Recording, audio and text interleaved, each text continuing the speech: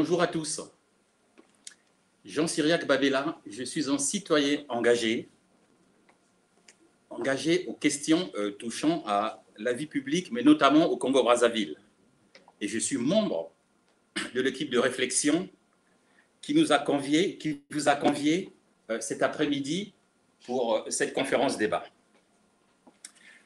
Je me fais un grand plaisir de vous souhaiter la bienvenue dans ces si beaux locaux de l'auberge de jeunesse d'Artagnan de Paris. Merci d'être venu afin de débattre de ce qu'on pourrait qualifier de premier acte de reconstitution ou de restitution des réflexions de table ronde sur la refondation institutionnelle. Nos remerciements vont aussi à l'endroit des contributeurs qui ont participé aux différentes tables rondes organisées peu avant la crise sanitaire. Nous rendons un vibrant hommage et vouons une profonde reconnaissance et un profond respect à certains participants à ces tables rondes qui, malheureusement, ne sont plus de ce monde. Je ne les citerai pas, mais vous comprendrez de qui nous faisons allusion.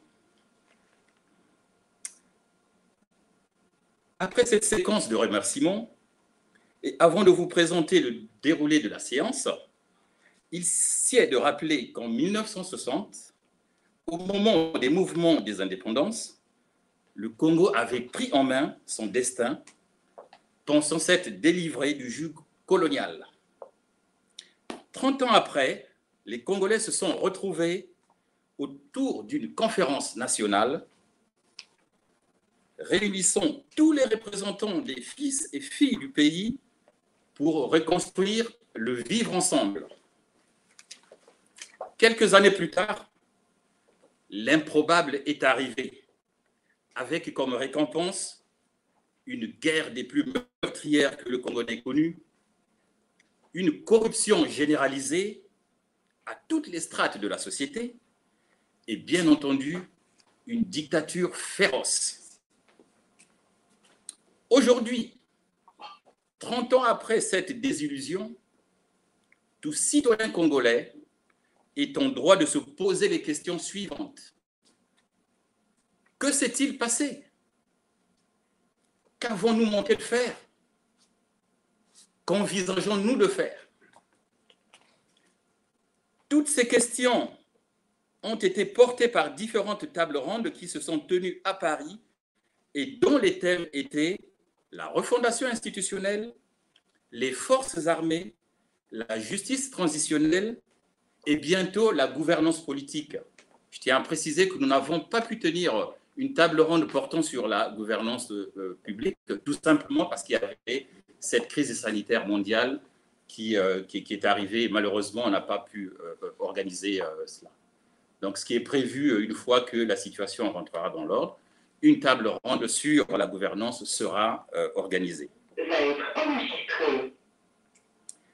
Ces réflexions, disais-je, se sont prolongées au sein des groupes de travail réunissant certains de nos compatriotes vivant à travers le monde. Je citerai la Suède, les États-Unis, le Congo, la France et j'en passe. Aujourd'hui, le fruit de cette réflexion se trouve consigné dans un livre vert qui sera bientôt rendu public dans le courant de cette année. Mais je vous invite à découvrir le livret 1 portant sur la refondation institutionnelle et qui fait l'objet de notre rencontre cet après-midi. Pour essayer d'organiser ce débat, qui, je l'espère, sera certainement très fructueux, il va se dérouler de la manière suivante. Nous allons consacrer 1 heure de restitution par différents intervenants, que je citerai tout à l'heure. Ensuite, passé l'heure, nous marquerons une pause de 15 minutes pour se rafraîchir. Et au retour de la pause, nous allons débattre des différents sujets qui vous seront soumis. Juste après le débat, il y aura une synthèse qui sera faite par un des intervenants. Merci de votre attention. Je vais passer la parole à Monsieur Babakana.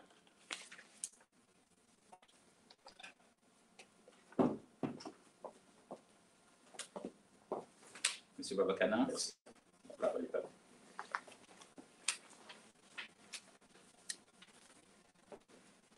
Bonsoir à tous.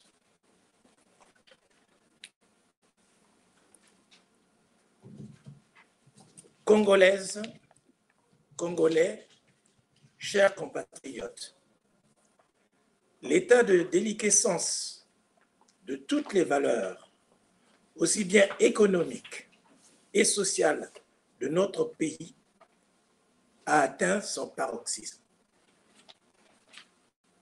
Les indices d'évaluation du niveau de la misère par les organismes internationaux agréés révèlent une situation de délabrement extrême de notre tissu social. Cet état de calamité manifeste ne peut laisser indifférent notre génération, de sorte que la génération future n'assure seules les conséquences de notre passivité collective.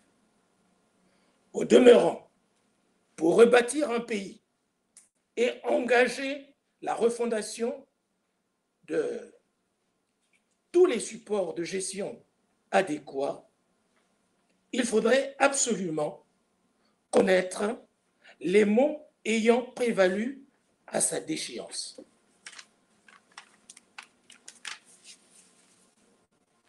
La dynamique de la reconstruction d'une nation résulte de l'investissement de tous ses citoyens de plusieurs générations qui apportent la substance nécessaire à son évolution. Le Congo est un bien commun, commun à tous les Congolais,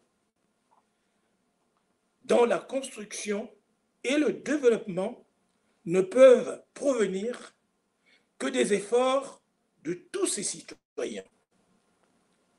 Face à cette situation, dont le constat amer n'échappe nullement au commun des mortels des citoyens congolais, et au lieu de demeurer dans une résignation coupable, des compatriotes volontaires ont décidé d'assumer leur part de responsabilité en s'interrogeant profondément sur toutes les questions qui minent notre pays depuis son accession à la souveraineté internationale.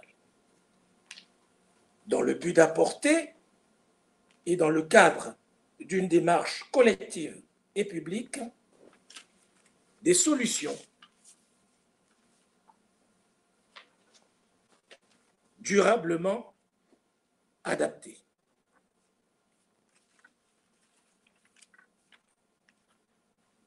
L'aboutissement de ces démarches collectives permettrait la mise en œuvre de manière impérieuse d'une transition systématique. Nous avons besoin d'une transition systémique, c'est-à-dire changer de système de gestion et de gouvernement. Éventuellement, elle sera réparatrice pour notre pays. Notre intention manifeste se résume à mobiliser et susciter l'adhésion des compatriotes et personnes d'expérience pour constituer un réceptacle fécond de propositions, un cadre de réforme de notre société offrant à tous et à tous les citoyens des nouvelles perspectives. Pour tous ceux qui sont venus dans cette salle participer à ce débat, je vous remercie sincèrement de votre disponibilité et surtout de votre attention est très appréciée. Je vous remercie.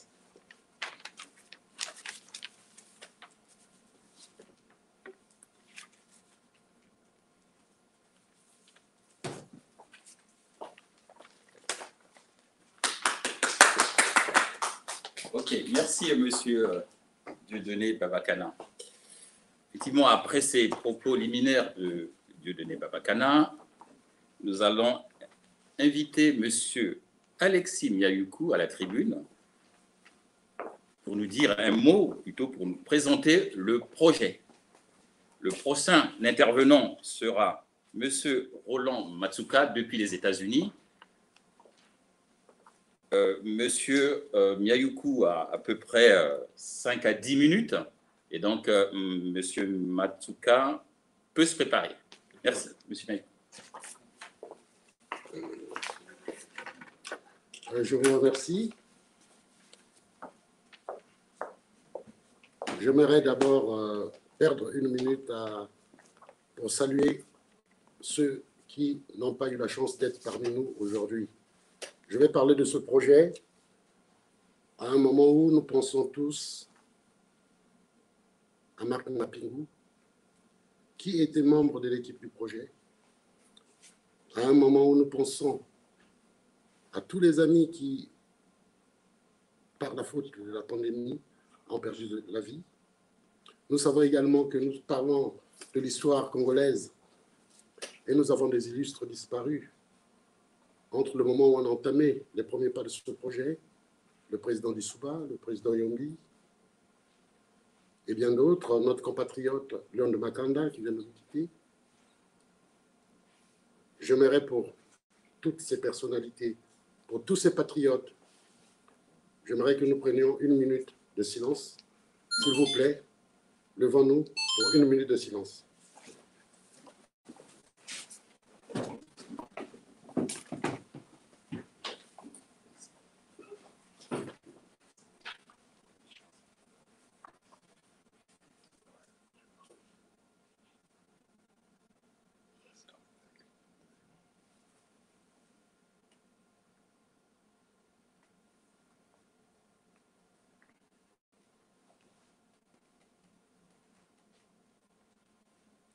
Je vous remercie.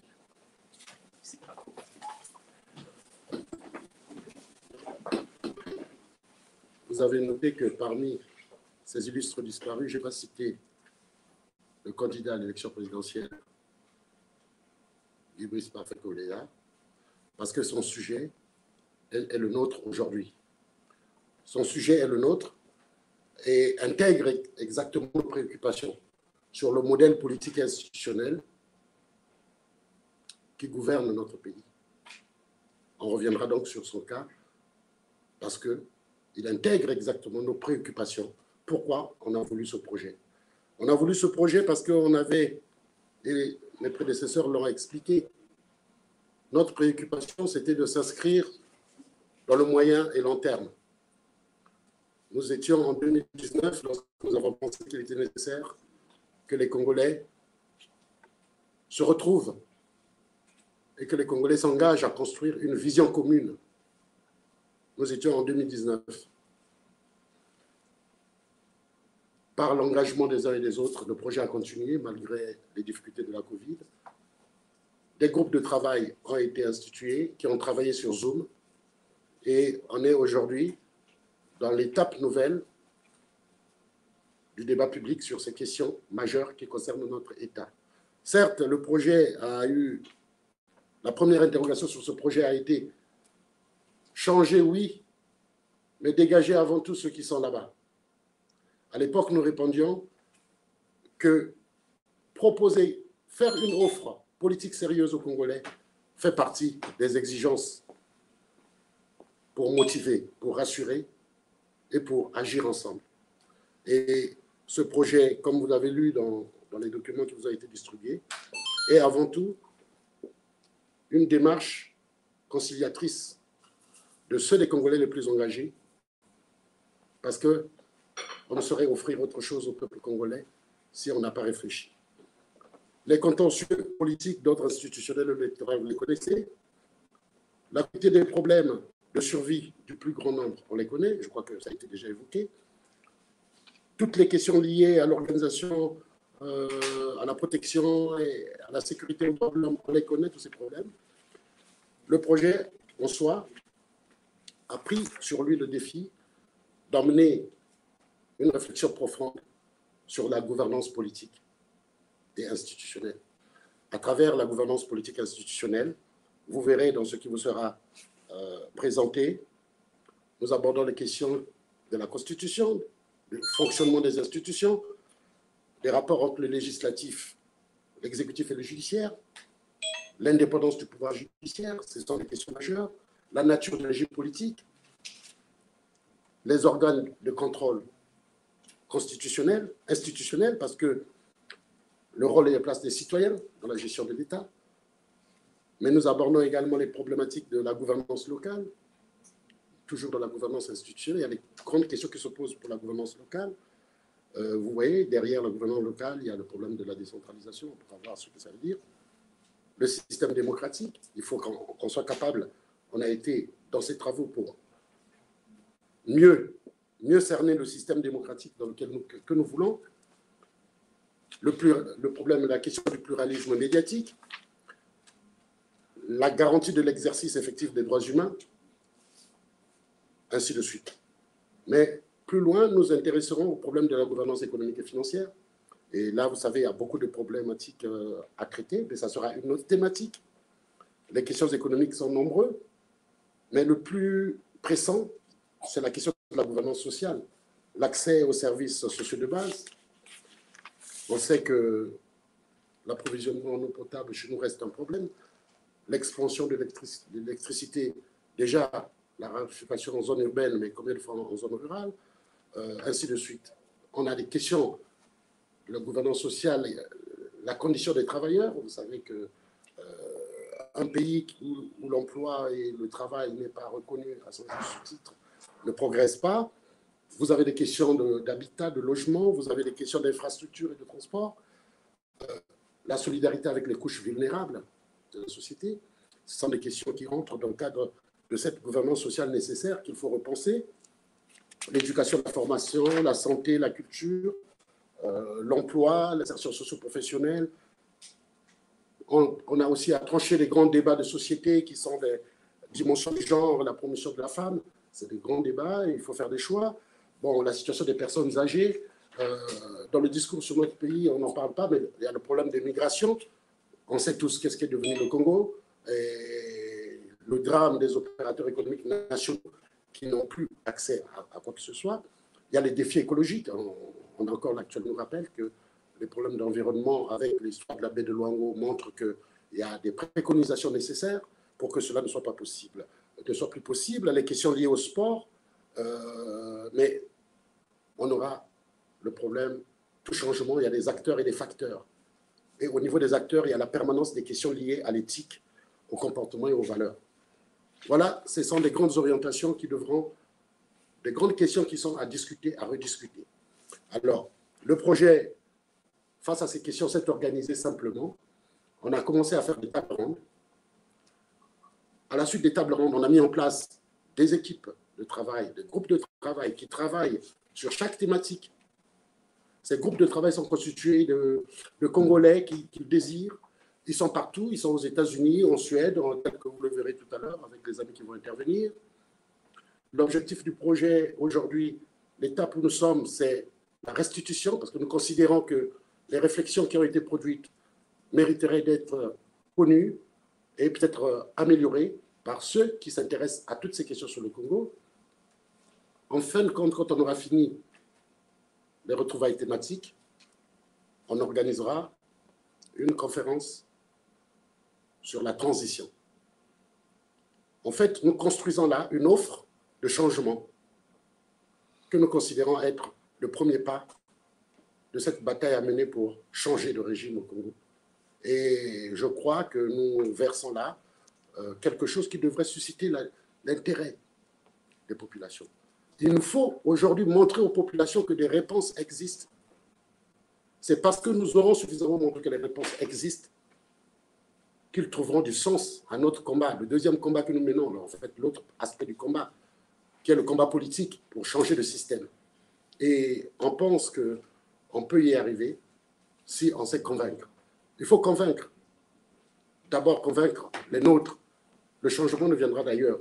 Le changement viendra des Congolais. Et il faut que les Congolais croient en la classe politique. Voilà pourquoi ce projet a décliné beaucoup un aspect technique, a voulu que d'abord, on parle du Congo d'abord comme un pays à redresser, à reconstruire. Et pour le reconstruire, on n'aura pas une élite isolée. Quand j'ai dit ça, je revenais à l'objet fondamental du choix de la date d'aujourd'hui. On a choisi de nous retrouver aujourd'hui autour de ce projet parce que c'est 2 jours après la fin de la conférence nationale du 10 juin. C'est une sorte de commémoration de cette date du 10 juin. La conférence nationale illustre très bien la nécessité de changer aujourd'hui. Le cycle congolais interpelle. 1960, indépendance, 1991, conférence nationale, soit 30 ans. 1991, 2021, 30 ans. Un cycle qui interpelle. On dit qu'on est aujourd'hui au carrefour important. Mais la principale leçon à tirer, c'est que travailler sur le Congo nous ramène à réhabiliter notre propre histoire, à réétudier ce que nous avons connu, ce que nous avons été, pourquoi ça a été, pourquoi ça n'a pas été. Entre les positions acquises, ce travail permet de redresser. Le Congo n'a pas beaucoup vécu la République. C'est une réalité. Dès 1962, l'attrait pour le monopartisme était là. Dès 1962, le Congo a cheminé sur la route du parti unique, diversement. En 1962, le parti unique, comme le disent les hommes de l'époque dans leur discours, c'était l'unité politique pour sauvegarder l'unité de la nation. Donc, ce n'était pas au service d'un intérêt particulier. Après est venu le temps de l'obimétrie, toujours parti unique, au service d'un clan d'affairistes, ethno-militaires, tribalistes. Plus tard encore continue le monopartisme, teinté de ce qu'à la conférence nationale on appelait, peut-être à tort, la mochisation. C'était les prémices de ce qui va se passer après 1997. La conférence nationale est l'un des rares moments où les Congolais ont rompu avec la logique monopartiste qui date de 1962. Date de 1962, tout le monde était partisan du parti unique. La conférence nationale a essayé le multipartisme, a imprimé le multipartisme. On a vu que la culture dominante, ça a été la culture du monopartisme. Et cette culture du mono, malheureusement, est l'une des explications des échecs de la pré-conférence nationale. Aujourd'hui, cette culture du mono est devenue une propriété d'un clan. Ce qui veut dire que les défis à relever se sont multipliés, se sont quintuplés. Aujourd'hui, le Congo, à la différence de la conférence nationale, le Congo se trouve piégé. À la conférence nationale, on va dire 70% des cadres ne devaient rien à Sassou Nguesso. Et ils étaient de la bonne école parce qu'ils étaient bien formés. Ce sont des cadres qui ont commencé leur carrière juste après l'indépendance et qui ont su évoluer avec un idéal.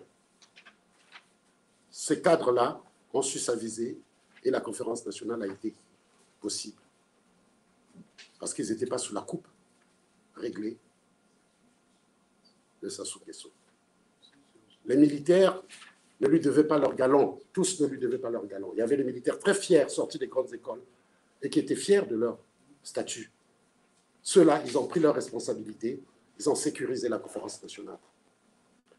Aujourd'hui, nous avons une république phagocytée.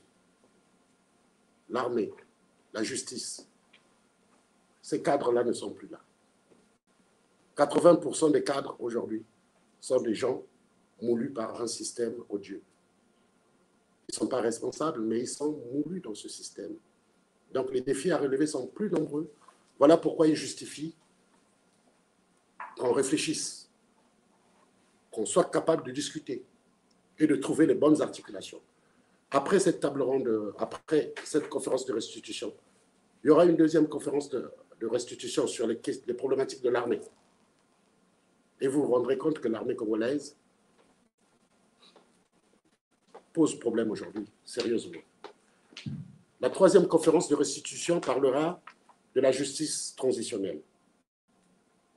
Nombreux sont morts, nombreux ont tout perdu, nombreux ont subi les injustices. Des territoires entiers ont connu la politique de la terre brûlée.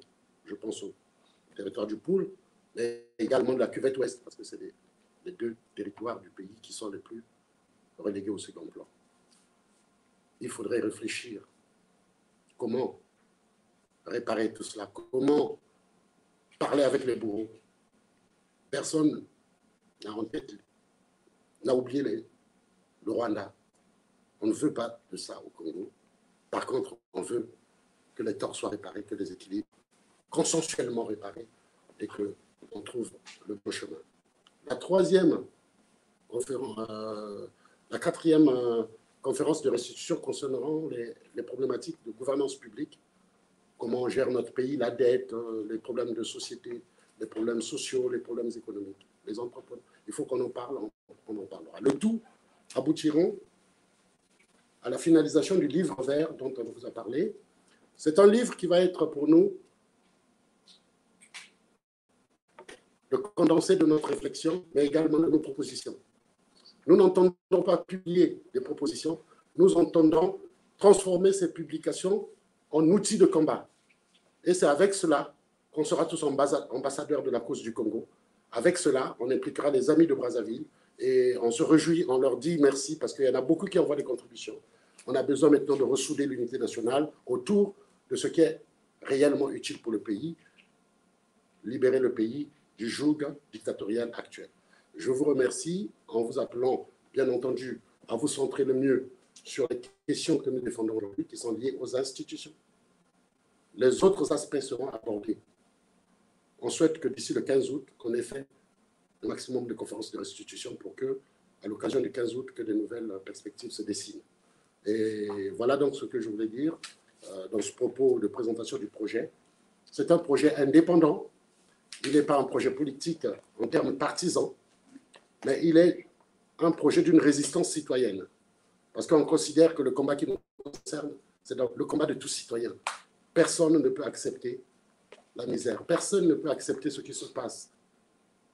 On ne peut pas lire avec joie les nominations abusives qu'on voit, des cabinets présidentiels à extension, un nombre de ministres non contenus. On ne peut pas accepter qu'un fils de la République meure le jour d'une campagne électorale, le dernier jour de l'élection, et que ça passe comme ça. Il y a besoin de travailler ces sujets pour que désormais, on soit des acteurs de la libération du pays. Je vous remercie.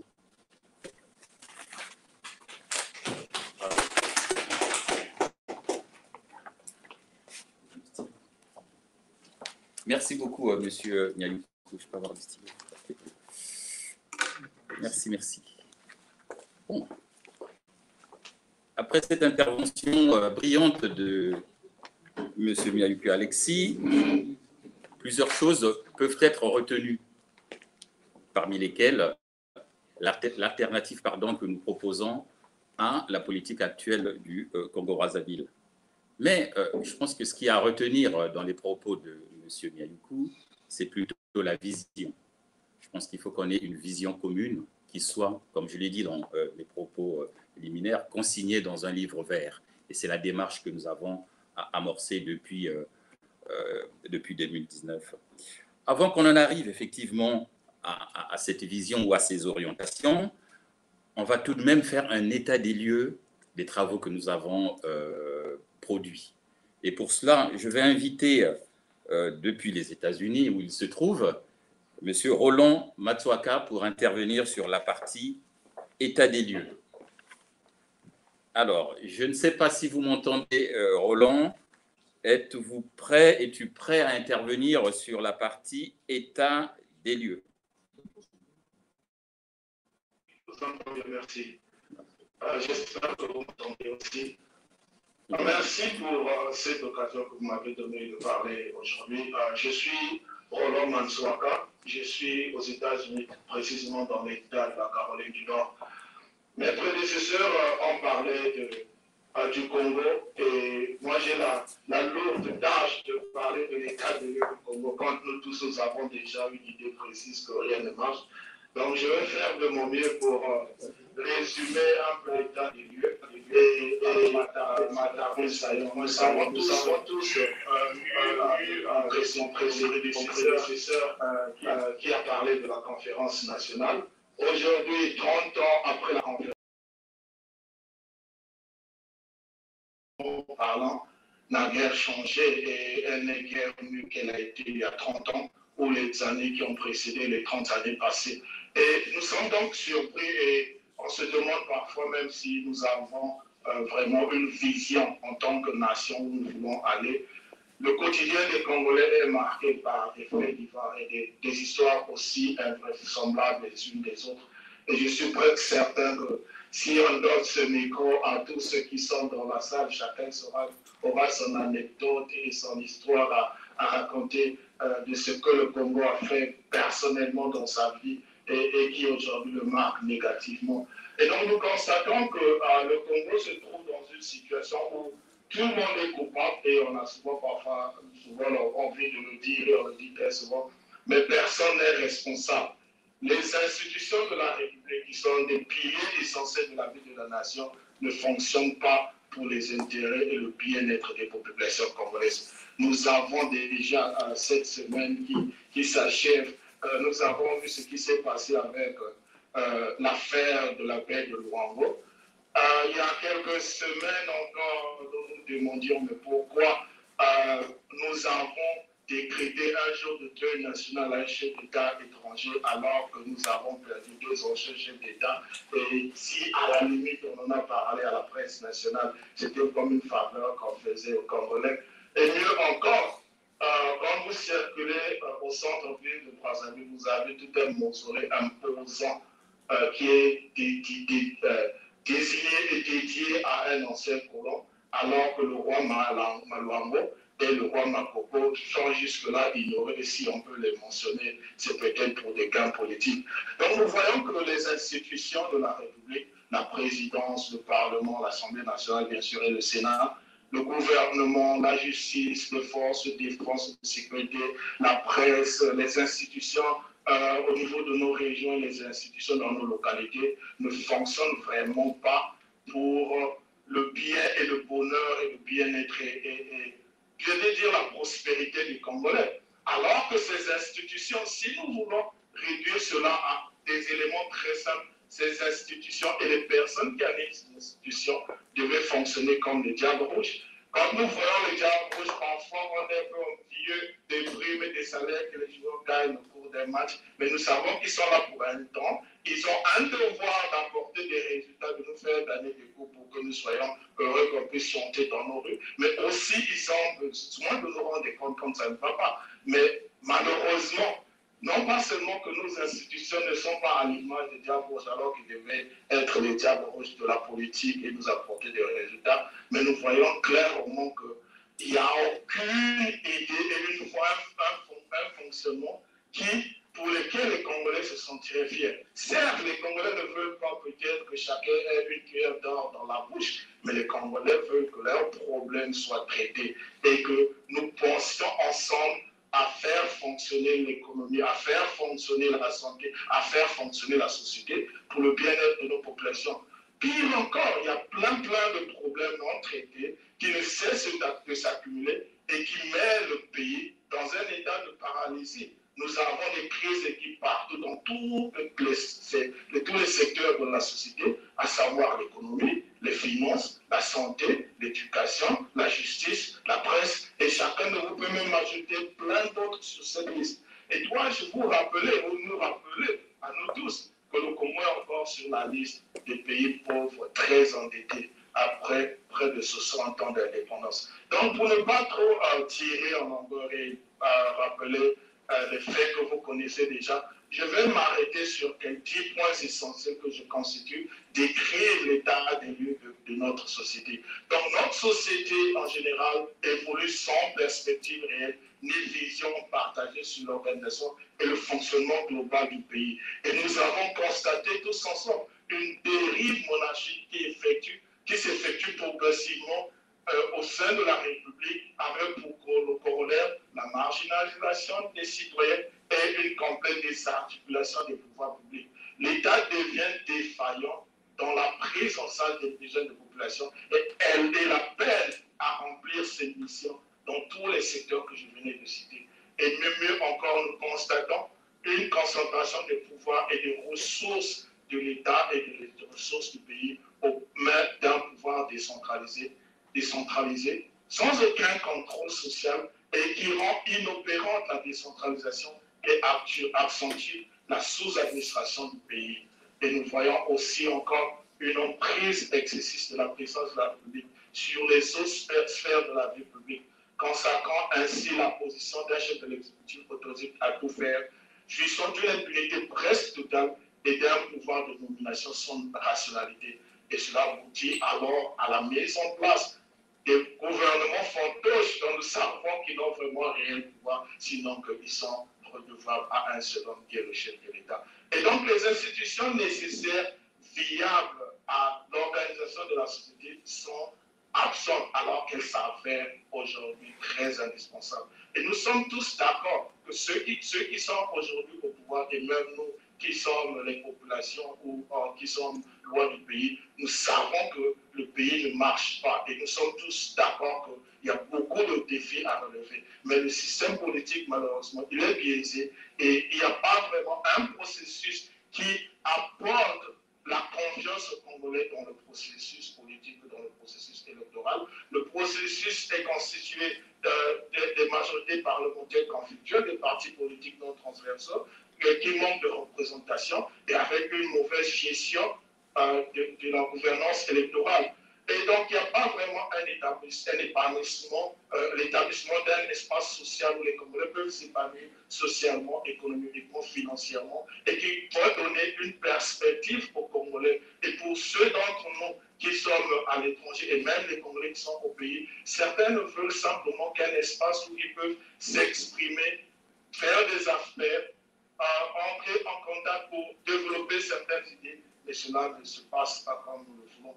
Et malheureusement aussi, les médias sont sous l'emprise, pour ne pas dire d'un individu, mais d'un système qui ne participe pas au développement du pays et aucune critique saine n'est faite sur le fonctionnement, la gestion et la prise des responsabilités au pays. Et donc nous voyons quoi? Nous voyons donc une méconnaissance complète de la responsabilité, ce qui conduit donc aux détenteurs des postes de gestion publique à se soustraire à des règles. Et nous voyons donc une gestion chaotique et inopérante, non pas seulement de nos ressources humaines, mais surtout de nos ressources naturelles et de tous les talents que nous pouvons mobiliser pour faire avancer le Congo.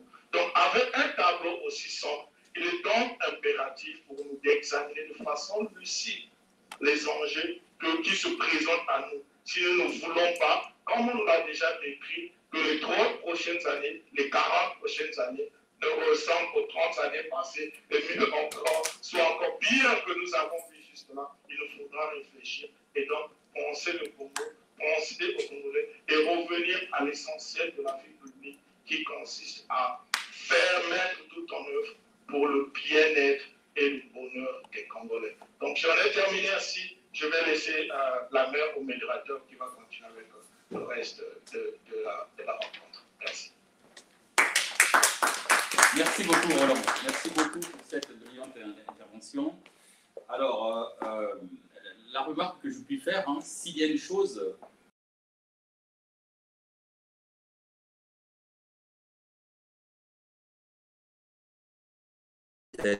des lieux, voilà. L'état des lieux, en règle générale, à travers les discussions que nous avons eues avec les concitoyens ou même les amis du Congo, on est quasiment tous unanimes sur l'état des lieux. Donc, c'est sur le diagnostic, en fait. Alors, de manière un peu globale, qu'est-ce qu'on retient? On peut retenir, après, bien entendu, l'intervention de Roland, et sur tout ce qui se dit, on constate une absence de culture de résultat. Ça, effectivement, ça se voit très bien. Une absence de culture de redevabilité. Pas de vision partagée. Voilà. Une marginalisation des citoyens. Bref, une défaillance de l'État. Voilà. Donc, effectivement, au cours des travaux que nous avons eu à mener sur la refondation institutionnelle, et tous ces éléments qui constituent l'état des lieux ont rejoint les préoccupations qui ont été énoncées par des contributeurs des tables rondes. Après, effectivement, ces états des lieux, nous allons voir ce qui constitue, au regard de tout ce qui a été dit, les enjeux. Voilà. Martial, es-tu prêt à intervenir sur la partie enjeux? Je ne vois pas sur l'écran. J'espère qu'on ne t'a pas perdu. Ah, si, ben, très bien. Ouais, je te vois. Alors, Martial, quel temps il fait à Bordeaux? Non, il fait très beau, je suppose, comme à Paris. Je pense que vous n'êtes pas très loin de la porte d'Auteuil, où se passe la finale de la première sortie de tennis féminine. Je félicite l'ensemble des participants et en même temps, je ne vais pas m'excuser. Enfin bon, je suis très heureux d'être parmi vous, parmi nos compatriotes. C'est vraiment une joie d'être là cet après-midi. La transition est toute faite. Je pense que notre ami Roland a parfaitement établi en quelque sorte des diagnostics global. Moi, pour engager les différents enjeux que nous avons à peu près ciblés, je vais commencer par 3 ou 4 questionnements vraiment très très simples que les Congolais pourront parfaitement comprendre. Est-ce qu'aujourd'hui, nos compatriotes sont contents de leurs institutions? Nos compatriotes sont-ils bien soignés au niveau de l'enfance, tant au niveau de la prise en charge, non seulement sanitaire des enfants, mais encore la partie universitaire? Est-ce que les Congolais ont accès à l'énergie et à l'eau? Sur toutes ces questions toutes simples, si la réponse est oui, ce soir, nous n'avons rien à faire. Si la réponse est non, je pense qu'il est important de s'interroger sur la suite 60 ans après notre indépendance. Pour parler des enjeux, justement, le premier enjeu concerne en réalité des enjeux de repère et d'unité nationale. Par là, cela fait le lien avec le modèle sociétal qui peut être cohérent et nous permettre de nous rassembler dans le cadre de culture d'une probable réconciliation. Parce qu'il y a des frustrations internes dans notre pays qu'il va falloir dégager. Nous avons conclu entre nous que la première des ressources, ce n'est pas la ressource pétrolière, c'est la ressource humaine. À partir du moment où nous serons un, nous avançons. J'y reviendrai à la fin. Le second enjeu, c'est essentiellement la prise en charge de la population. Roland l'a esquissé tout à l'heure, avec quelques anecdotes passagères, en tout cas qui s'y prêtent bien. Je pense qu'il faut prendre en charge la population, je dirais presque des préoccupations des populations, des préoccupations réelles des populations. Ça, c'est un enjeu important. Ensuite, il s'agit également de l'enjeu des territoires. Pourquoi les territoires? Parce que dans nos terroirs, tout le monde est très bien et bien content de partager un bout de manioc, ou de safou, ou que c'est encore. Il va falloir que l'on revalorise un petit peu ce territoire au travers d'une réflexion que nous avons eue entre nous, mais ça, mon collègue Wilfried, je pense, le détaillera tout à l'heure. Nous avons insisté également sur l'enjeu du partage des ressources. Et dans le cadre des ressources humaines, j'en ai parlé tout à l'heure, il existe des ressources naturelles, des ressources essentiellement économiques, dont nous devons tenir compte en termes de répartition et surtout que les choses soient équitables, que l'on sente que les Congolais se sont concernés, qu'ils n'aient pas mis un peu de côté et un peu spectateurs. Il faut qu'ils soient demain acteurs, non seulement dans ces régions, mais également dans ces territoires. Le quatrième enjeu, il s'agit surtout, justement, pour avoir l'efficacité, justement, dans le cadre de la gouvernance future, une structuration, l'enjeu de la structuration, qui concerne en fait le fonctionnement et l'organisation des différentes structures, et notamment des futures institutions pour lesquelles nous avons réfléchi pour parfaire en fait l'organisation de la nation. Le cinquième enjeu, c'est essentiellement un partage de pouvoir. Le partage de pouvoir ne veut pas dire tout simplement être glissant au niveau d'une seule institution. Je parlerai là de l'institution de présidence de la République. Il ne s'agit pas ici de personnes. Il s'agit ici de mettre l'accent sur les institutions qui sont budgétivores. Il va falloir que l'on réfléchisse, et nous avons réfléchi, sur un certain nombre de pistes qui vont nous permettre demain d'avoir un certain équilibre global pour que demain nous puissions faire nation en termes de gestion de la société. Le sixième ou le septième, puisqu'on en a plusieurs, évidemment la liste n'est pas exhaustive. Il s'agit d'un enjeu de développement. Je parlerai là de ce qui concerne en réalité le cadre d'épanouissement économique des Congolais. Roland l'a esquissé également tout à l'heure, je ne veux pas y revenir. C'est un enjeu majeur, hein, puisqu'il participera à la création des emplois futurs de nos compatriotes, ce qui est un élément important, et surtout d'épanouissement de la société. Pour finir, je vais évoquer le dernier enjeu, mais Jean Cyriac l'a évoqué tout à l'heure, c'est l'enjeu de la redevabilité. La redevabilité, en d'autres termes, nous pensons que ceux qui dirigent la société doivent rendre des comptes.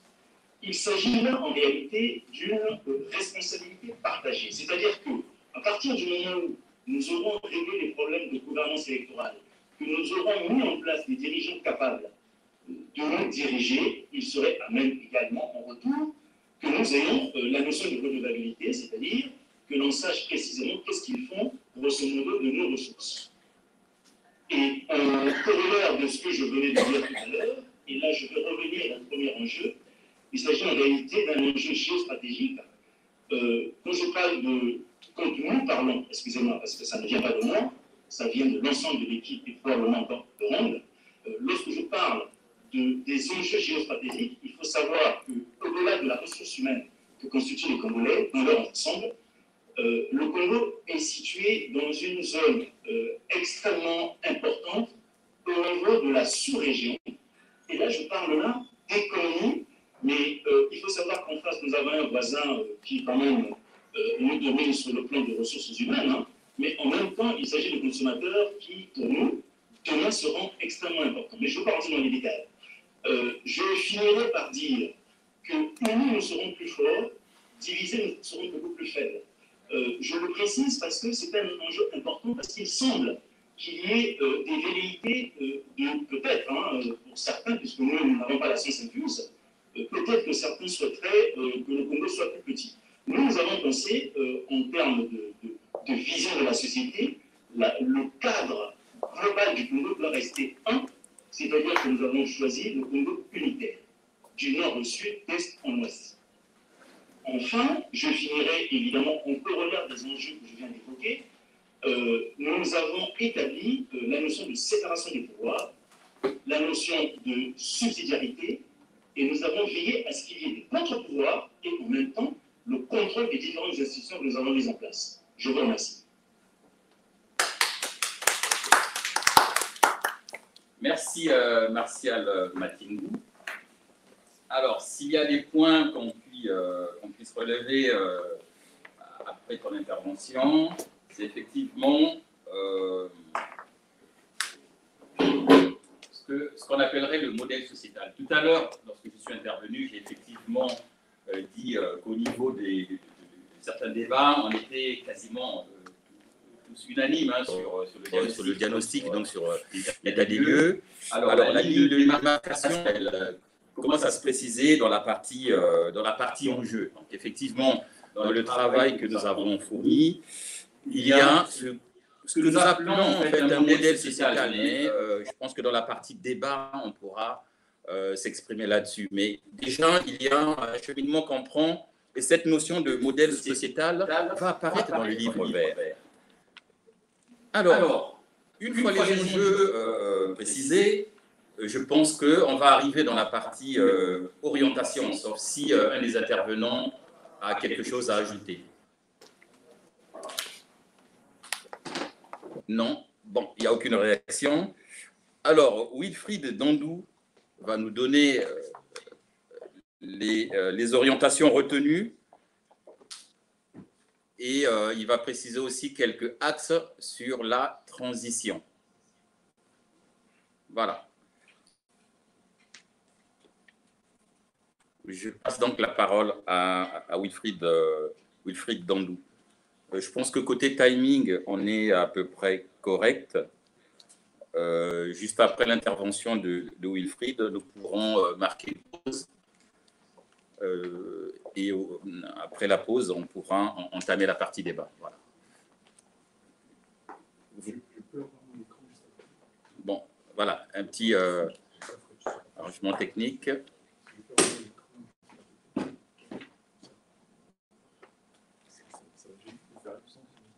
Bon, j'en profite pendant que les réglages techniques se font.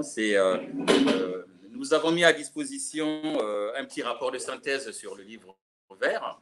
Et comme je l'ai dit dans mon propos introductif, d'ici la fin de l'année, le livre vert avec toutes les thématiques sera prêt. Mais bon, ça ne veut pas dire parce que une fois que le livre vert sera finalisé, que la réflexion, elle sera complètement aboutie. Hein. Je pense que ça ne sera que le point de départ de plusieurs débats et de plusieurs rencontres qu'on pourra faire avec les concitoyens ou des amis du Congo. Et effectivement, à ce moment-là, on pourra changer pas mal de choses. OK, donc, Wilfried est prêt. Je vais vous laisser le soin d'intervenir sur la partie orientation. Merci. Okay.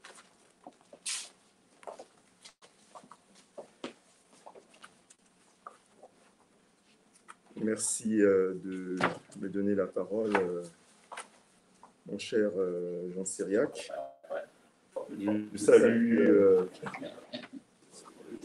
l'Assemblée, je salue tous les compatriotes qui ont trouvé le temps de venir donc, pour assister à cette conférence.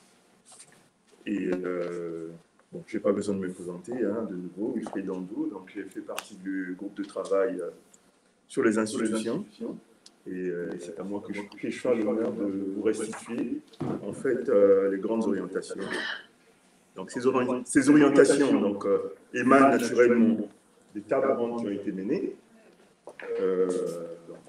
Nous avons salué largement les participants à ces tables rondes pour leur contribution.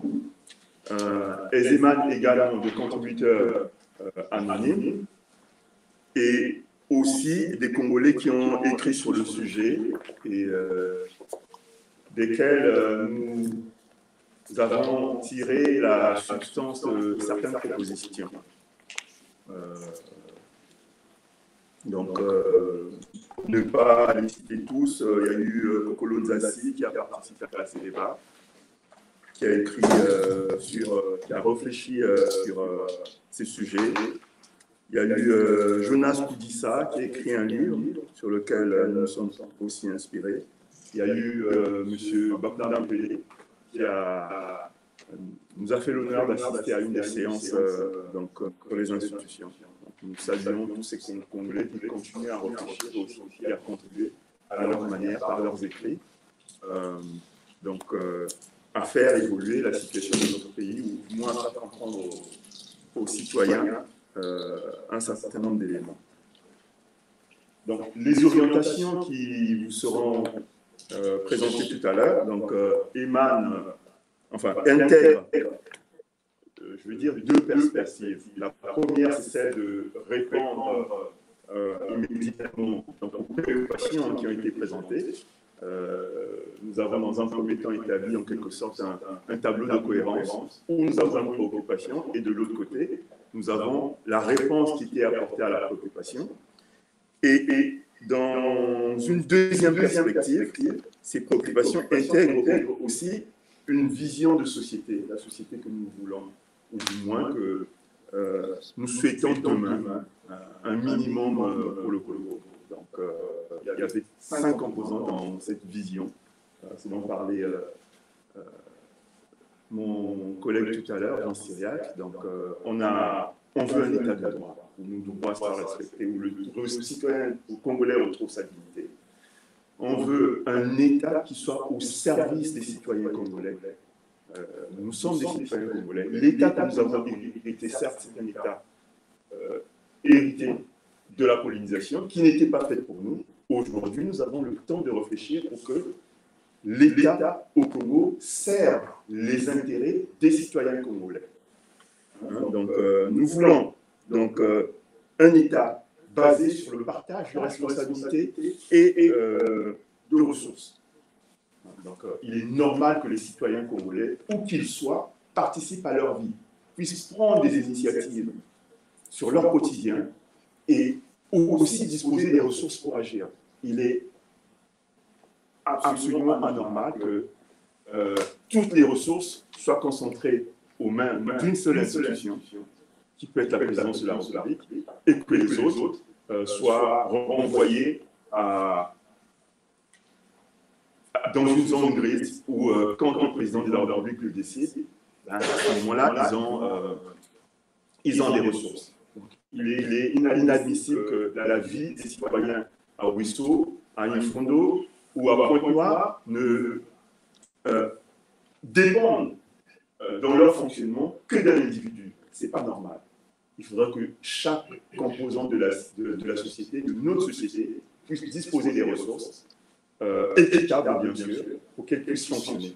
Chaque Congolais doit pouvoir contribuer au développement de la nation. Chaque Congolais doit pouvoir participer. Et de cela cela proviendra d'une certaine organisation qui doit être revue, corrigée, pour que chacun puisse fonctionner à son niveau et chacun puisse participer, quel que soit son niveau, au développement de la nation. Nous voulons aussi une société qui offre des perspectives économiques, bien sûr, et aussi prenne en charge un certain nombre de problèmes sociétaux. Donc là, nous voulons une société, au minimum, qui respecte le principe de la redevabilité. Vous voulez être responsable, très bien. Il faudrait que vous en portiez la responsabilité. Donc, c'est tout à fait normal. Donc, il n'y a pas de responsabilité, enfin, de pouvoir sans responsabilité. Et c'est ce qui nous conduit au désastre. Vous êtes directeur d'entreprise, mais vous ne rendez jamais compte. Et vous emmenez l'entreprise à votre guise jusqu'à ce que tout s'écroule et on reprend. Et demain, nous sommes surpris, 10 ans après, 15 ans après, que le pays n'avance pas. Nous connaissons tous que l'un des problèmes qui se pose est celui-là, où personne ne rend compte, où personne n'est responsable.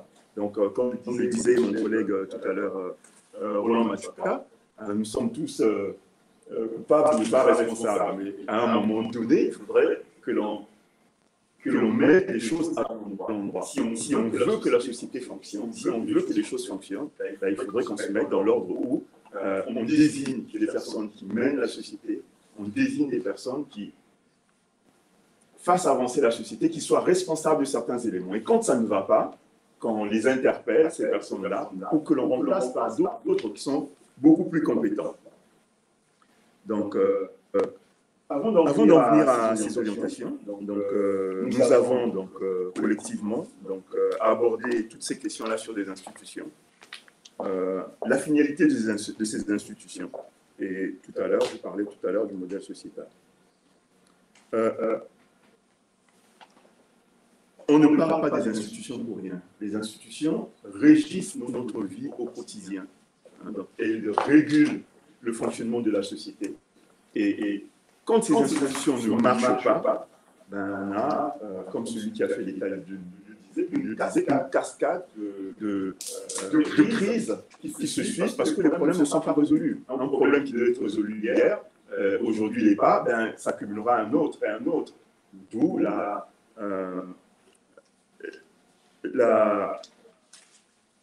la suite des crises qui se suivent chez nous, où on a l'impression que partout ça ne marche pas. Mais tout simplement, il y a un moment où, quand on devait s'occuper d'un problème, on ne s'en est pas occupé, et ce problème-là, puisqu'il reste pendant, il se répercute dans d'autres secteurs, et le tout se multiplie. Les institutions, à quoi ça sert? Donc, les institutions nous, dans notre réflexion, la première des choses, ou le premier des objectifs pour les institutions, pour nous, c'est le citoyen congolais. C'est le cœur même de ce que nous faisons. Et les institutions sont là pour l'aider à mieux vivre dans sa société et à mieux s'épanouir. Donc, si ce citoyen-là est marginalisé, il est mis à côté, et que aujourd'hui, comme on a le sentiment que on a un certain nombre de ministres de l'éducation, mais bon, l'éducation, ce n'est pas un problème pour lui. Nos enfants, ils sont là dans des classes bondées à 300 élèves par classe, 400 élèves par classe, et cela ne contribue pas, évidemment, à faire fonctionner la société, et justement, le problème ne cesse de se reproduire. Donc, comme je le disais, la première des perspectives était celle-ci. Donc, on a mis en place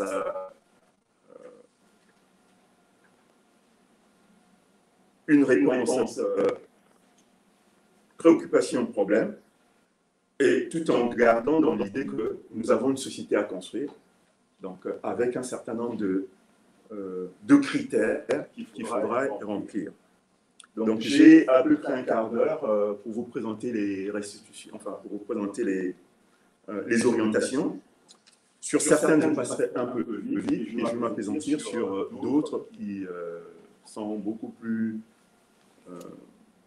qui nous interpellent beaucoup plus à cause des problèmes du fait de ce que les gens appellent les nœuds gordiens. C'est-à-dire que ce problème-là, il est essentiel pour le réseau et on ne peut pas le rater. Si vous...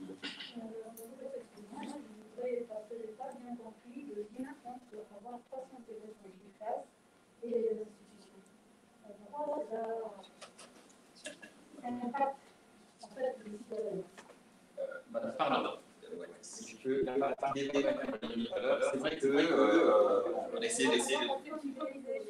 Oui, mais vous pouvez noter vos questions, et sinon ça va interrompre, et puis ça va... il va terminer son propos dans 15 minutes, on va se reposer, après quand on revient, dans la partie débat, on pourra s'étendre jusqu'à la voilà. D'accord. Plus de fluidité, on a préféré fonctionner comme ça. Merci. Voilà, donc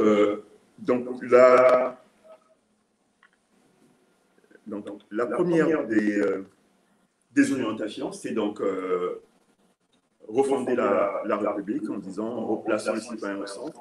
Donc il y avait dans ces orientations l'idée de construire une vision commune qui est importante pour que nous partageons un certain ensemble de valeurs ensemble, pour que notre pays, en fait, les citoyens du pays puissent se retrouver. Je prends pour exemple, pour cette question de vision commune, par exemple, l'exemple, par exemple, donné par le président Thomas Sankara à l'époque, où il pensait, où il avait intégré la vision commune interprétée en disant que Burkina Faso doit être le pays des hommes intègres. Par une seule phrase, il donnait une ligne, une vision à ses citoyens pour dire que nous devons nous retrouver sur une ligne, et s'il y a une ligne à partager, c'est celle-ci. Donc, nous essayons de construire une vision que nous souhaitons tous partager de notre pays. On ne va pas être comme les Américains qui veulent faire de leur version la première puissance du monde, mais en tout cas, nous, citoyens congolais, nous devons être fiers de notre pays et nous devons partager un ensemble de valeurs qui doivent nous unir, qui doivent être partagées dans la société. Aujourd'hui, on parle, par exemple, d'anti-valeurs, mais pourquoi nous ne parlons pas des valeurs? C'est-à-dire qui font la République, c'est-à-dire que nous devons enseigner à nos enfants. Par exemple, l'intérêt du bien commun, le respect de chaque citoyen, de l'intégrité de chaque citoyen, la tolérance. Toutes ces valeurs-là, nous devons les cultiver au quotidien. Et donc, nous les rappelons, par exemple, dans la réaffirmation des fondements de la République. Donc, il y a un certain nombre de choses qui sont... Mais une des propositions, la première des orientations, c'est de refonder la République. C'est une des valeurs clés. Donc, on va passer à la deuxième. Alors, donc, le deuxième, c'est ce dont nous disons, c'est-à-dire que l'État doit être au service du citoyen. Donc aujourd'hui, l'État, il fonctionne comme une institution. Mais dans la plupart des cas, chaque citoyen congolais, comme le disait Laurent Mathieu, va vous dire, va raconter son anecdote en disant que je peux vous raconter pourquoi est-ce qu'il y a telle chose qu'au Congo que j'ai mal vécu. Donc, nous pensons que l'État, aujourd'hui, doit fournir un certain nombre de services fondamentaux aux citoyens. Et on doit organiser notre État pour qu'il soit en situation de les fournir. Les documents administratifs ne peuvent pas dépendre d'un individu. La sécurité de l'individu, de chacun de nous, ne peut pas dépendre d'un individu. La justice ne peut pas dépendre d'un individu. Les ressources dont doit disposer tout citoyen. Vous allez par exemple à la mairie de Paris, beaucoup de gens ne le savent pas, mais pour chaque citoyen de la ville de Paris, il y a un budget qui est affecté. C'est comme ça. Il y a un budget qui est affecté pour ses besoins. Souvent, les citoyens ne l'utilisent pas, mais il y a un fait, c'est qu'on y a pensé. Donc nous devons penser également que chaque citoyen de la République, chez nous, a des besoins que les institutions doivent pouvoir assurer. Donc, il y a un nombre de services, donc des services, on va dire, des services publics, comme aussi des services sociaux qui touchent à la santé, à l'éducation, à l'électricité, à l'eau. Donc, c'est à nous on disait, d'instaurer ce fonctionnement-là et de s'assurer que quand on met quelqu'un qui est responsable des services publics, administratifs, qu'il assure le travail et que quand les Congolais vont à la mairie, qu'il y ait des critères qui permettent de mesurer que le service est rendu ou non. Donc, voilà pour instaurer un cas opérationnel, en tout cas une réflexion est là-dessus et certaines propositions sont faites. Donc, mise en œuvre d'une décentralisation effective. Et c'est ce que nous disons tout à l'heure, c'est l'un on va dire, l'un des nœuds gordiens dont nous parlons, c'est-à-dire que chaque Congolais doit participer à la vie de la nation. Chaque Congolais doit pouvoir donner sa contribution dans l'espace dans lequel il vit. Donc, il doit avoir des moyens, il doit avoir, vous êtes à Tabo, vous devez avoir des moyens pour fonctionner à Boko. Et si vous, à Boko, dans vos prérogatives, vous avez le droit de construire une route départementale, vous devez pouvoir le faire avec votre budget sans avoir à en référer à d'autres sphères. Donc la décentralisation est importante dans cela parce qu'elle permet à ce que les responsabilités soient partagées et que l'on puisse interpeller justement les personnes qui ne remplissent pas leurs responsabilités facilement. Aujourd'hui, ce qui se passe, c'est qu'il y a une concentration des moyens qui sont, on va dire, au niveau de la présidence de la République, qui font que quand monsieur le président en place ne veut pas qu'une route soit développée à Ouasso, ne déclenchera pas cette dépense-là. Et c'est complètement anormal. Nous sommes tous des citoyens de la République et nous devons nous assurer que chaque bloc, chaque citoyen reçoit les ressources nécessaires pour son développement. Chaque bloc dispose des responsabilités nécessaires pour essayer d'avancer dans les besoins qui sont les leurs et dans leur zone de responsabilité. Les responsabilités, bien entendu, qui restent celles d'un gouvernement national, mais il y a des responsabilités qui peuvent être déléguées à des personnes qui sont sur le terrain, qui connaissent mieux ces problèmes-là et qui peuvent mieux les résoudre. Donc il n'y a pas besoin de concentrer tous les moyens au niveau d'un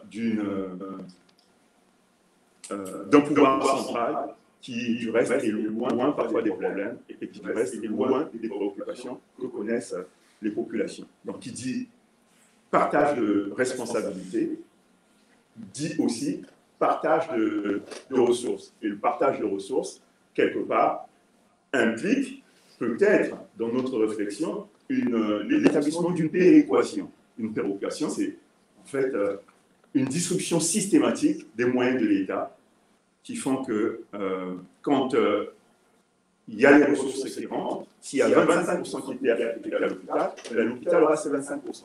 S'il y a 10% à la présidence aura ses 10%. Et si le président veut voyager, que dans son budget, qu'il n'y a pas les 10%, soit il demandera au trésorier payeur général d'allonger sa facture, soit il retardera un peu son voyage. Mais n'empêche que toutes les unités de la République doivent pouvoir disposer des moyens en rapport avec leurs besoins pour pouvoir fonctionner. C'est ça le but même de la décentralisation, et nous estimons que c'est quelque chose de nécessaire. Ce n'est pas une option, hein, donc c'est vraiment une nécessité de le faire, et on peut le faire tout de suite. Créer un trésor public régional dans une région, ce n'est pas quelque chose qui va nous prendre énormément de temps ou d'années. Hein. Créer une administration, une direction administrative dans une région, ce n'est pas quelque chose qui nécessite énormément de moyens. C'est une volonté qu'il faut. Nous devons avoir cette volonté-là d'impliquer tout le monde dans le développement de la nation. Et ce point-là, c'est un des nœuds gordiens, nous estimons, qui est capital. Alors, l'un des corollaires de cette décentralisation, c'est justement réfléchir en termes de sphère administrative. Nous en avons imaginé 3. Nous avons imaginé une sphère administrative nationale, une sphère administrative régionale et une sphère administrative locale, qui est la commune, donc, voilà, qui vous sera donnée. Donc, dans cette réflexion-là, lorsqu'on se met, par exemple, au niveau de la sphère nationale, donc on a parlé d'un parlement monocaméral, on fera disparaître, disons que dans nos propositions, nous faisons disparaître le Sénat. Le Parlement mis en place est issu de 4 collèges, donc il y a certains participants qui sont dans la salle qui ont participé aux précédentes tables rondes, qui ont été auteurs de ces propositions que nous avons retenues.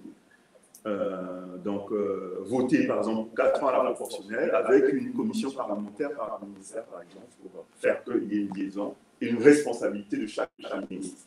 Que chaque ministre puisse se rendre compte et chaque ministre puisse être interpellé. Donc, dans la sphère nationale, nous avons donc proposé un parlement monocaméral, un premier ministre, non pas désigné par le président de la République, mais élu par l'ensemble des représentants de la République qui sont à l'Assemblée. Et élu sur la base d'un programme qui viendra défendre avec d'autres et qu'on retiendra. Donc cela, c'est le modèle que nous avons eu par exemple pendant la conférence, enfin après, disons pendant la conférence nationale, pour désigner par exemple André Bilongo, et c'est un modèle qui est tout à fait acceptable. Celui qui veut conduire le pays fait des propositions à l'Assemblée des élus qu'il élit. Ce n'est plus le pouvoir d'un seul individu qui décide de qui nous mènera, mais c'est le pouvoir d'une collectivité qui donne mission à un Premier ministre, et ce Premier ministre est attaché à cette mission-là, qu'il a accepté de prendre. Et lorsque cette mission-là ne sera pas bien conduite, ces mêmes parlementaires seront en droit de le rappeler à l'Assemblée pour se justifier. Et ensuite, un gouvernement avec des ministres qui seront admis par l'Assemblée, puisque c'est l'Assemblée qui les désigne, et qui rendront également compte, non à un seul individu, mais à une assemblée et à des commissions qui sont dédiées pour justement superviser ces ministères. Le ministère de l'Éducation, aujourd'hui, nous avons des ministres qui ont été ministres de l'Éducation, et aujourd'hui qui sortent de là, qui n'ont résolu aucun problème, mais qui n'ont jamais été interpellés et qui se paradent dans la République comme s'ils avaient fait... ils ont été ministres, voilà. Mais le résultat, c'est qu'ils n'ont rendu aucun compte à personne et que, quelque part, ce n'est pas un fonctionnement normal. Vous êtes ministre, vous êtes responsable, vous êtes en responsabilité de problèmes et ces problèmes-là, vous devez les porter. Et quand vous ne les portez pas, il doit y avoir des personnes qui puissent vous interpeller et même dans le cas de ministre, qui puissent mettre fin à votre mandat parce que tout simplement, vous avez commis une faute grave. Voilà. C'est le principe un peu des propositions que nous faisons. Et ces propositions-là se répètent dans le même style au niveau régional, puisqu'on a décidé de créer des sphères régionales aussi de gestion. Et pareil, ils vont se répéter aussi au niveau local. Et suivant le même principe, un collège plusieurs collèges pour les élections. Et dans ces collèges-là, on va désigner un collège des partis politiques, un collège des représentants régionaux, un collège de la société civile et un collège de professionnels. Donc, dans des proportions qui sont définies dans le livre vert, donc qu'on pourra vous donner par la suite. Donc ça, c'est la structuration au niveau des sphères. Et nous pensons également que par rapport à cette segmentation, il faut donner des nouveaux outils, ou du moins il faut remettre à jour les outils qui donnent le pouvoir aux citoyens. C'est-à-dire qu'aujourd'hui, en fait, le pouvoir du citoyen, c'est le vote, mais en fait, ce n'est plus un pouvoir, puisque ce vote-là ne sert à rien. Il ne participe pas au débat. On entend simplement que demain, hier, a été votée une loi à l'Assemblée nationale. Ça porte sur la guerre, donc le pays qui en était sur tant de millions vis-à-vis des Chinois. Il y a eu des débats, est-ce qu'il y a eu une contestation, est-ce que c'est fait dans personne ne sait. Donc, il faut redonner de nouveaux moyens aux citoyens pour qu'ils puissent reprendre, qu'ils puissent vraiment participer à la vie publique. Donc, il y a les votes, les référendums. Donc, nous devons nous assurer qu'il y a des recours qui sont mis en place, qui peuvent utiliser des plaintes et aussi voilà, donc la possibilité d'utiliser des procédures judiciaires normales. Voilà. Dans la structuration, donc, une fois qu'on a restructuré un peu le fonctionnement, l'organisation du pouvoir, enfin, disons que des institutions, se poser la question du président de la République. Là, également, je dirais que c'est un nœud gordien qu'il nous faut résoudre. Alors, la question qui s'est posée pour nous, est-ce qu'on intègre dans les sphères exécutives qui ont été conçues, un peu comme en Afrique du Sud, par exemple, le président de la République, est intégré dans la première sphère nationale, et c'est lui qui joue en fait le rôle du Premier ministre, qui descend dans la sphère nationale. Ou l'exclure de cette sphère-là, puisque nous voulons des personnes qui rendent compte et des personnes qui soient justiciables et qui ne soient plus dans l'impunité, comme c'est un peu le cas aujourd'hui. Donc, dans la réflexion que nous avons menée, nous estimons que le président de la République ne doit pas faire partie de ces sphères-là.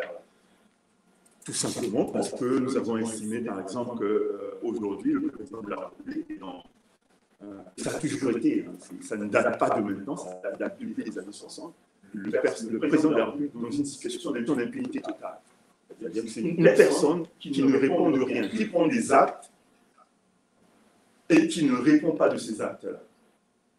Il vient faire des discours, mais ne répond pas de ces actes. Donc nous estimons que c'est complètement anormal d'avoir une structuration ou une personne dans le système politique qui soit dans cette position-là. Et la position qui est celle de nos présidents actuels, en fait, peut être que c'est celle d'un président ou d'un roi d'Espagne, où il est dans un rôle où il est plutôt celui qui valide les actes pris par l'Assemblée, pris par le gouvernement, pris par les ministres, et celui qui est le dernier recours dans la défense de la Constitution. Quand un process ou un processus constitutionnel n'est pas respecté, et que ce soit le président qui est le garant un peu de l'unité nationale qui puisse rappeler au gouvernement, qui puisse rappeler aux différentes institutions que la marche à suivre, c'est celle. Voilà, donc ça c'est une des propositions ici, donc qui amène à revoir le rôle du président de la République dans ces institutions, qui amène à revoir son mode de désignation également, qu'on ne soit pas dans un système qui soit complètement conflictuel comme aujourd'hui, et qui amène aussi à redimensionner, un peu comme parlait M. Miaïkou tout à l'heure, le cabinet présidentiel, ou les cabinets ministériels. Donc, j'ai regardé, par exemple, le journal officiel, et l'un des premiers actes, par exemple, du président Massamba Deba, c'était de dire que le cabinet ministériel doit être composé de 5 individus. Et désigner, est-ce que, à partir du moment où une administration et un cabinet, est-ce qu'il y a besoin d'avoir autant de personnes dans un cabinet ministériel ou présidentiel? Il y a une administration, c'est l'administration de la présidence, qui doit fonctionner comme une administration, et il y a une administration ministérielle, et il y a le cabinet spécifique du président de la République, où il peut amener ses conséquences. Mais aujourd'hui, un peu comme on voit, on est tous surpris avec les décrets à foison, que le président a le droit de nommer qui il veut, quand il veut, et le titre qu'il veut, sans tenir compte, en fait de tous ces process-là, de cette séparation de pouvoir. Donc, voilà, donc il y a un certain nombre d'institutions qui sont nécessaires. Donc, nous avons étudié dans ce process.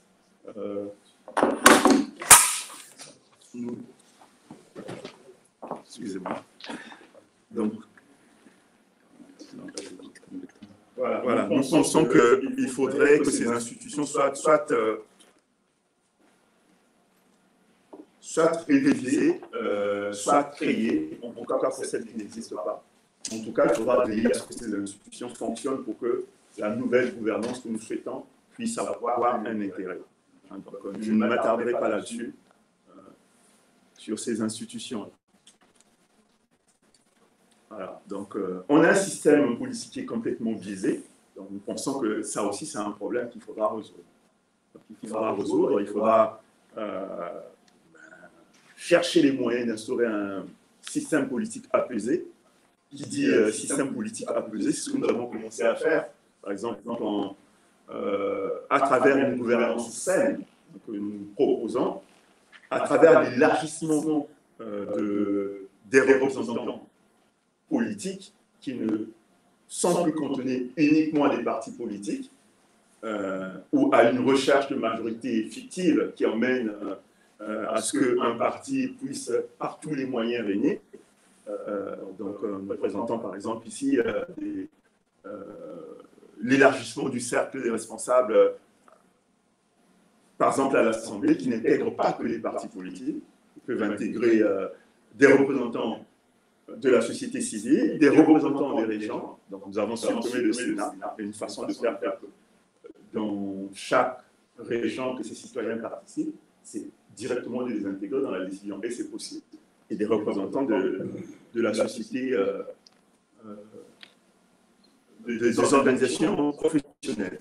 Et tous ces représentants vont pouvoir élire un Premier ministre qui ne sera pas élu par un individu et qui ne fera que les volontés de cet individu-là, mais qui sera élu sur la base d'une mission qui sera remplacée par tous ces élus de la République. Donc il nous faudra également renforcer les organes représentatifs, les syndicats, les partis politiques, pour qu'ils deviennent effectivement des organes citoyens, pas des organes qui sont portés par uniquement une région, uniquement par une idéologie qui consiste à faire qu'ils soient votés par des membres d'une région. Non, vous êtes parti national, vous devez respecter les critères nationaux qui font de vous un parti.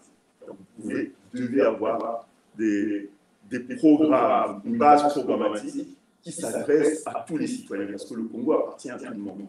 Il n'appartient pas qu'à une région. Donc, vous lancez dans la politique, vous avez un programme national de résolution de problèmes.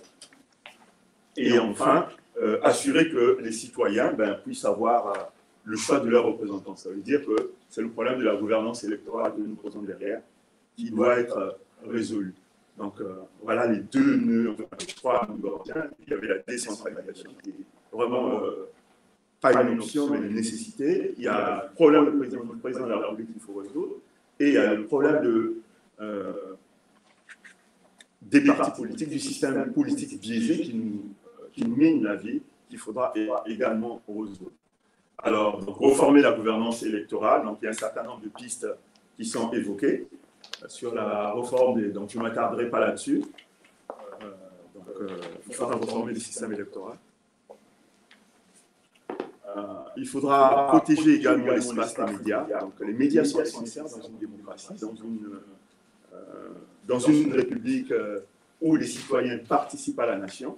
Donc, le fait n'est pas simplement de dire qu'il faut respecter les médias, mais il faut mettre en place des moyens qui font que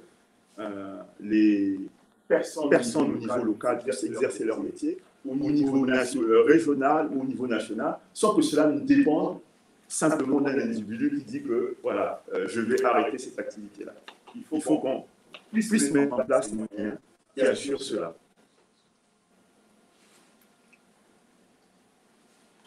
Suivant. Voilà, donc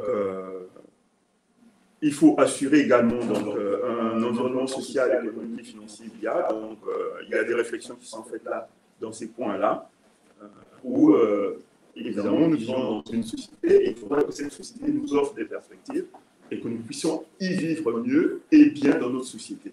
Donc une des orientations essentielles, c'est celle-là, c'est assurer un environnement social, économique et financier qui assure, par exemple, au niveau économique, par exemple, la protection de nos entreprises, qui assure au niveau économique, disons, un cadre qui permette aux gens d'investir dans le pays sans avoir à le regretter et des nationaux qui soient encouragés à investir chez eux et pas simplement comme ce que nous voyons. Pas simplement comme nous voyons qu'un cadre qui soit réservé à des étrangers et que le local, le national, lui-même soit exclu de son environnement économique. Donc, ensuite, la 11e position, c'était organiser la redevabilité. Donc, on a suffisamment parlé avec Martial, l'enjeu de redevabilité. La redevabilité s'organise. Ce n'est pas à la fin d'un mandat qu'on va dire qu'un tel va être redevable. Donc, il faudrait que dans les process institutionnels, des institutions, que ces éléments-là soient organisés de sorte que l'on puisse, à la fin de chaque mandat, rendre compte de ce que l'on a fait. Et enfin, le dernier point, c'est un peu organiser. Alors là, le titre n'est pas bon. En fait, c'était négocier une architecture institutionnelle. C'est-à-dire que chacun de nous doit comprendre un peu dans l'architecture institutionnelle dans laquelle nous vivons. Nous avons les institutions, comment ils sont organisés. Nous devons connaître aussi l'ordre judiciaire. C'est-à-dire qu'aujourd'hui, nous sommes tous là à déplorer les manquements de la justice. Mais il se trouve que cette justice-là, quand on regarde de près, l'ordre judiciaire n'a jamais été organisé de sorte à ce que les personnes qui en sont mandataires ou ceux qui en ont la charge ne soient indépendants du pouvoir politique. Donc aujourd'hui, quand vous avez un juge qui va condamner Moukoko à 20 ans de prison, il n'encourt aucun risque. Il n'est contrôlé que par celui qui l'a mis là. Et donc, c'est-à-dire qu'il n'est pas indépendant et de l'autre côté, il n'est pas contrôlable par les citoyens. Il faudrait qu'on rétablisse des mécanismes normaux qui font que cette justice-là soit, et que même ceux qui sont dans l'appareil judiciaire aient des mécanismes aussi de redevabilité, ou quand ils ont jugé un délit ou un crime, que derrière, il y ait une compétence judiciaire également qui puisse parfois de temps en temps revenir sur ce qui a été acquis. Voilà en gros les 12 orientations qui ont été retenues. Et après ces orientations, donc, nous avons également planché sur la transition, enfin le slide un peu illisible en fait, la transition systémique. Donc, c'est quoi la transition systémique? En fait, on va se référer par exemple à la transition politique chez nous en 92. Nous avons amené des personnes pour remettre de l'ordre, juste pour amener aux élections. Et une fois que les élections ont été faites, par une pirouette de l'histoire, le système qui était en place est revenu et les mêmes bêtises ont continué. Nous n'avons pas pensé, avant cette transition, à faire que ce que nous voulons aujourd'hui ou ce que nous ne voulons pas ne puisse pas se répéter à l'avenir. Donc, la transition systémique, telle que nous la concevons, c'est une transition qui nous emmène d'aujourd'hui où un certain nombre de choses ne marchent pas et qui nous propose une destination vers laquelle nous devons aller. Ça veut dire que cette destination doit être réfléchie avant la transition. Et pendant la transition, on en fasse l'expérience. On prend un peu pour modèle, par exemple, les Sud-Africains, qui, pendant la transition, avant la transition, on a place une constitution provisoire qui est une constitution qui reflétait la société qu'ils voulaient. Ils ont vécu cette constitution provisoire pendant la transition et à la fin, ont amendé certains points, adopté la constitution définitive qui était faite sur une égalité de chance, le partage de pouvoir, ainsi de suite. Donc, c'est à nous aujourd'hui de penser, c'est-à-dire que de penser demain. Nous ne souhaitons pas ou ne luttons pas pour une transition politique ou une transition politique. Nous voulons une transition demain qui nous amène un certain nombre de changements. Qui nous amène un changement dans l'ordre politique, qui nous amène un changement dans l'ordre judiciaire et qui nous amène, par exemple, un changement dans le cadre du fonctionnement des médias. Donc, d'un pas d'une charte constitutionnelle à une constitution provisoire, la marge n'est pas grande. Donc, simplement, il faudra que les personnes en charge ou les constitutionnalistes que nous allons mettre, que nous allons charger pour rédiger cette constitution ou cette charte provisoire, intègrent tous ces éléments pour que l'on puisse aller résolument vers un nouveau système. Et donc, dans cette démarche de transition systémique, nous avons conçu 3 phases. La première, c'est celle de la négociation, on va dire, d'une architecture un peu institutionnelle par tous les acteurs politiques. Avant de rentrer en transition, c'est la phase en même temps. La seconde, c'est une transition qui commence, mais qui a l'espace d'une mandature qui peut être de 4 ans, avec un roulement au milieu. Pour faire une deuxième phase, on va tester par exemple la gouvernance électorale. Il ne faudra plus que le processus électoral soit un problème demain chez nous.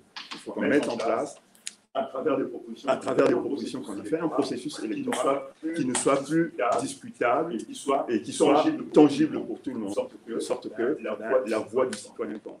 Je vous remercie, j'en ai terminé. Excusez-moi, j'ai un peu plus la C'était pour donner tous ces détails. Merci. Merci beaucoup pour votre attention. Beaucoup de choses ont été dites. Donc, comme prévu, nous allons prendre la pause tout à l'heure, mais déjà un petit mot sur ce qu'a dit Wilfried Ndondou. Je tiens déjà à préciser que la réflexion des équipes des équipes de travail, cette réflexion, elle tient sa source aux différentes tables rondes qui ont été organisées. Donc, nous n'avons pas voulu trahir l'esprit des tables rondes et des propositions qui ont été faites. C'est vrai que ce n'était pas assez facile de trouver des solutions, mais vous aurez compris qu'effectivement, des questions qui étaient en suspens ont été tranchées. Elles ont été tranchées, notamment sur l'aspect unitaire de la République. Voilà, donc au cours des tables rondes, beaucoup, allez, on va dire une minorité de concitoyens ont pensé qu'il fallait qu'on institue un État fédéral, mais lorsqu'on a prolongé la réflexion au niveau des équipes de travail, on a vu un certain nombre de paramètres et l'idée qui est, ou plutôt la réflexion commune qui a été retenue, c'est celle de la République, mais une République fortement décentralisée, avec une répartition des ressources qui sera consignée effectivement au niveau de la Constitution. Voilà un peu la nouveauté que nous pourrons apporter à ce qui existe. Un autre point de démarcation, c'est celui du Premier ministre. Effectivement, je ne vais pas revenir en long et en large par ce qui a été dit par M. Ndondou. Donc, le Premier ministre sera, on va dire, issu du Parlement. Donc, avec un mode qu'on souhaite qui soit beaucoup plus démocratique, qui sera élu par le Parlement, que nous avons souhaité qu'il soit monocaméral, puisque à cet instant, on a un Parlement qui est bicaméral, vous avez l'Assemblée et le Sénat.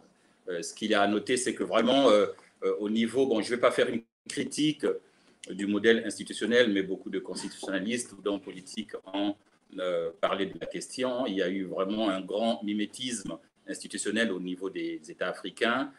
On a reproduit le modèle, on va dire, du colonisateur, donc de la France. Et aujourd'hui, on se rend compte que c'est un modèle qui montre ses limites. Donc, on a pensé que le monocaméralisme, serait bien pour le pays, serait moins coûteux.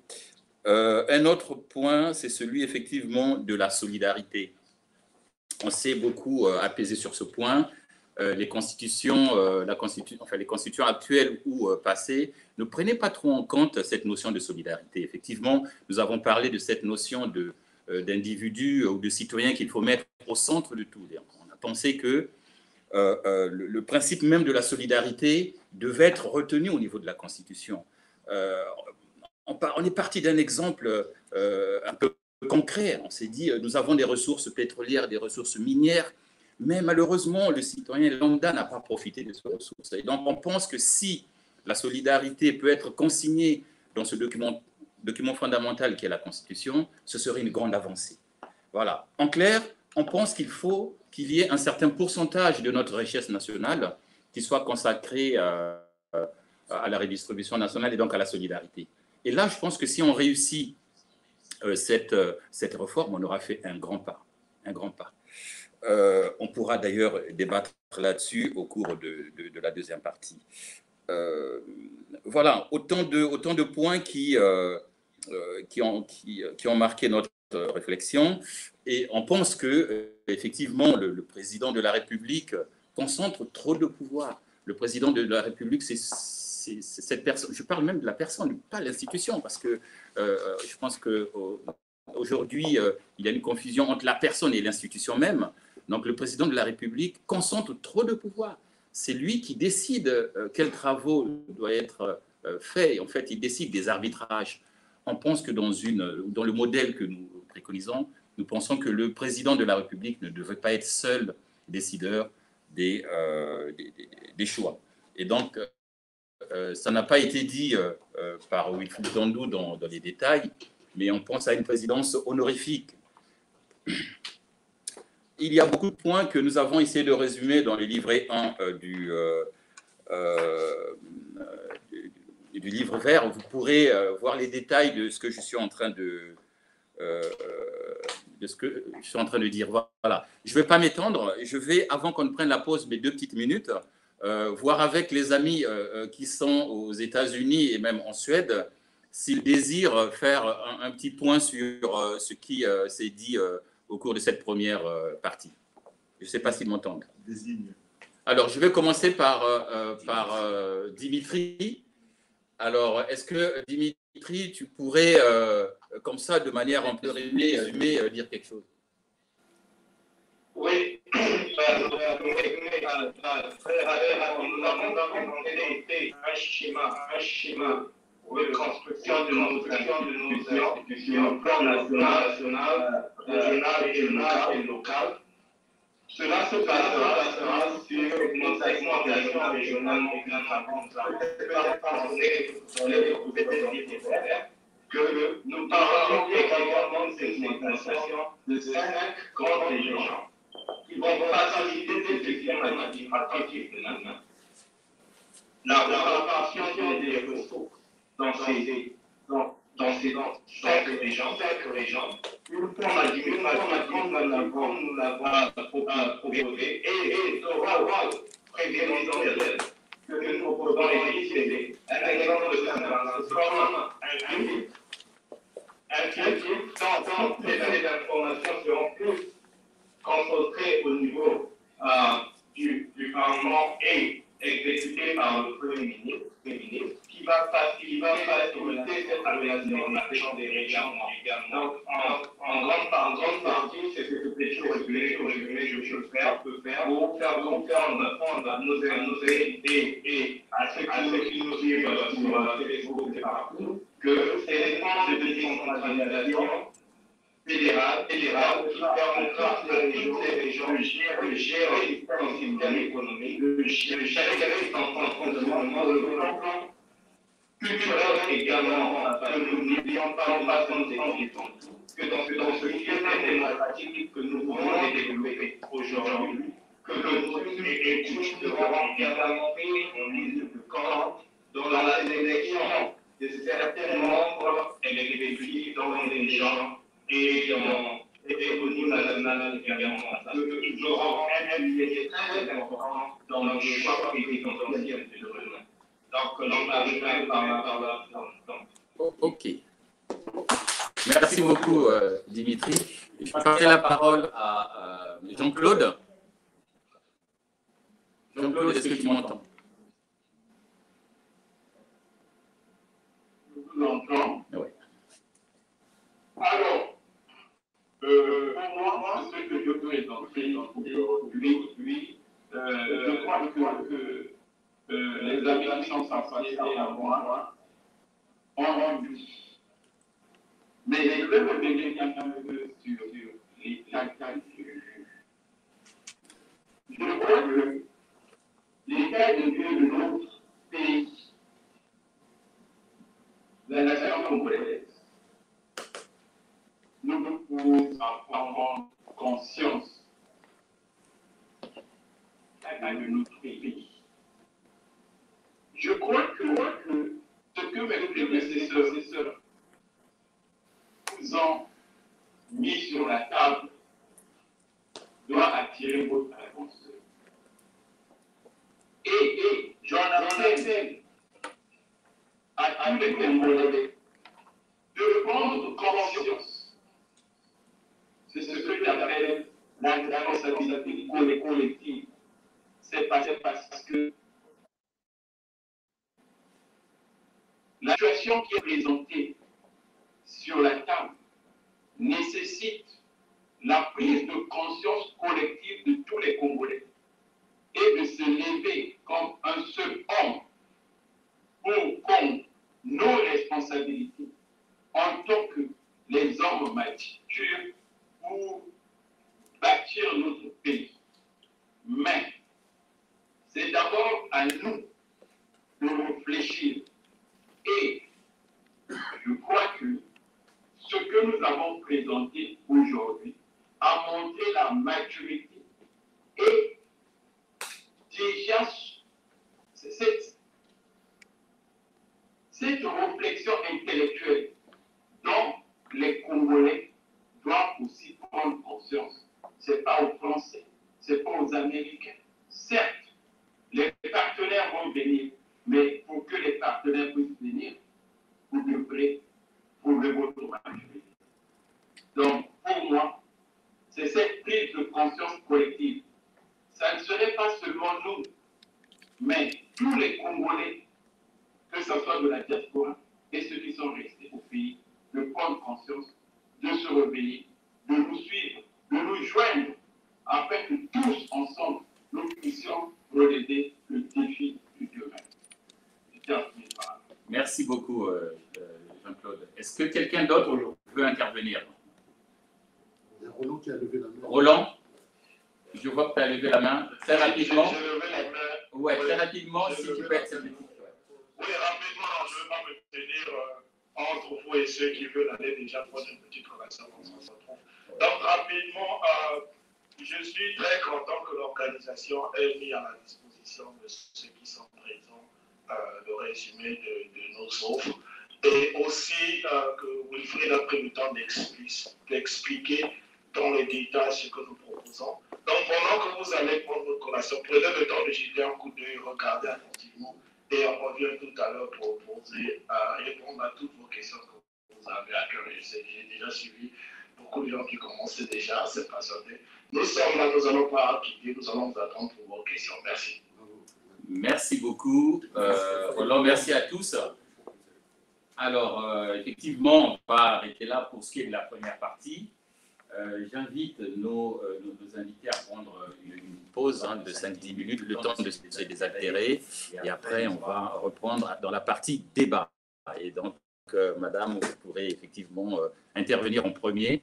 Et ce qu'on va faire très rapidement, c'est qu'on va prendre une série de 2-3 questions, le temps d'eux, et après, voilà, ça sera vraiment